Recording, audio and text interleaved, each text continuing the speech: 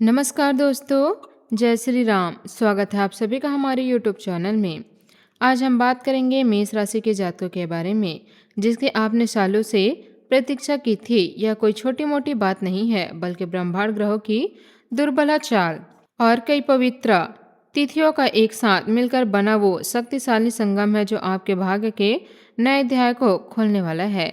जुलाई के गुरु पूर्णिमा तक का समय आपके जीवन को इतना गहराई से छू सकता है कि आप खुद को पहले वाले इंसान से अलग महसूस करने लगेंगे। लेकिन इसे हल्के में मत लीजिए। जब ऐसा समय आता है तो जिंदगी हमेशा के लिए बदल जाती है।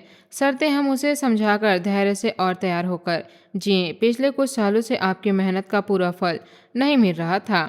आप सुबह से शाम तक लगे रहे थे, दिमाग लगाते थे, दिल लगाते थे, फिर भी नतीजा नहीं निकलता था जितना उम्मीद थी। सपने अधूरे रह जाते थे। कभी नौकरी में तरक्की का सपना, कभी अपना छोटा मोटा बिजनेस शुरू करने का, कभी बच्चों को अच्छी पढ़ाई लिखाई देने का, कभी अपना घर बनाने का, कभी विदेश जाने या बेहतर जिंदगी का। आर्थिक स्थिति बार बार किसी न किसी कारण से प्रभावित होती है। कभी महंगाई से कभी अचानक कोई खर्च आ गया, जैसे बीमारी, घर की मरम्मत, बच्चों के फीस या किसी रिश्तेदार की मदद। कर्ज का दबाव मन पर भारी रहता था।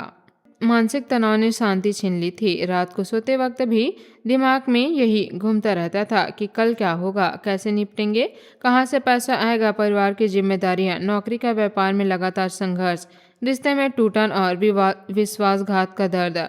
लगा था जैसे जिंदगी सिर्फ संघर्ष का दूसरा नाम बन गई हो। कई बार तो मन करता था कि सब छोड़ दूं। जिम्मेदारियां थी तो रुक जाते थे। और सबसे बड़ी बात, बार बार असफलता मिलने से आत्मविश्वास भी कम होता गया। लगता था शायद मैं ही कुछ गलत कर रही हूँ, शायद मेरी किस्मत ही ऐसी है। लेकिन याद रखिए, ब्रह्मांड कभी भी आपकी मेहनत को अनदेखा नहीं करती।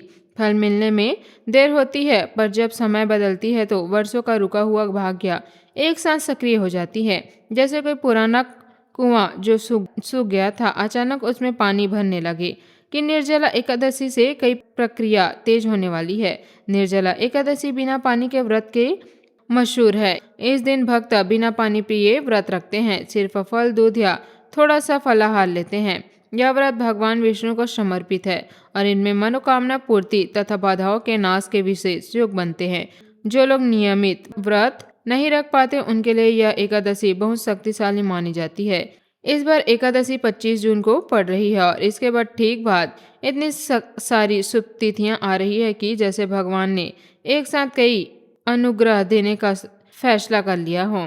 इसके ठीक बाद जून को ज्येष्ठ पूर्णिमा और वट सावित्री व्रत का संयोग है। वट सावित्री में महिलाएं अपने पति की लंबी उम्र के लिए व्रत रखती है और बरगद के पेड़ की पूजा करती है। यह तिथि परिवार में प्यार, समझ और लंबे समय तक साथ निभाने की ऊर्जा लाती है। फिर जुलाई में योनि एकादशी आ रही है। जुलाई को योगिनी एकादशी आ रही है, जो स्वस्थ और मानसिक शांति के लिए जानी जाती है। जुलाई को संक्रांति, जब सूर्य इस राशि में प्रवेश करते हैं। यह मौसम बदलने का समय होता है, फलों और जीवन में नए दौर की शुरुआत का प्रतीक। उसी दिन जगन्नाथ रथ यात्रा भी है।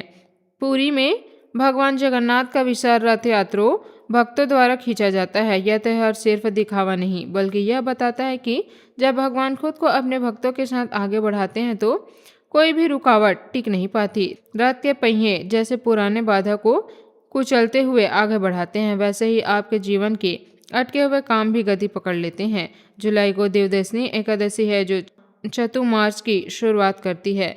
भगवान विष्णु 4 महीने के लिए योग निंदा में चले जाते हैं। यह समय विशेष प्रार्थना, आत्मचिंतन और धैर्य का होता है। और सबसे महत्वपूर्ण, जुलाई को गुरु पूर्णिमा। यह दिन गुरुओं, शिक्षा और जीवन के सही मार्गदर्शन को समर्पित है।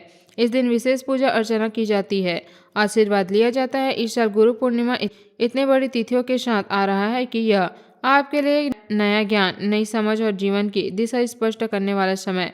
ये सभी तिथियां और योग मिलकर एक दुर्बल ऊर्जा बना रही हैं। जैसे कोई छोटी छोटी नदियां मिलकर एक बड़ी नदी बन जाती है, वैसे ही इन तिथियों का संगम आपके जीवन में सकारात्मक बदलाव की बड़ी लहर ला रही है। आज का उपाय, सुबह स्नान के बाद सूर्यदेव को जल अर्पित करें और भगवान का स्मरण करें। आज का शुभ अंक है 2। आज का शुभ रंग है नीला। जय बजरंगबली। धन्यवाद। आपका दिन शुभ हो।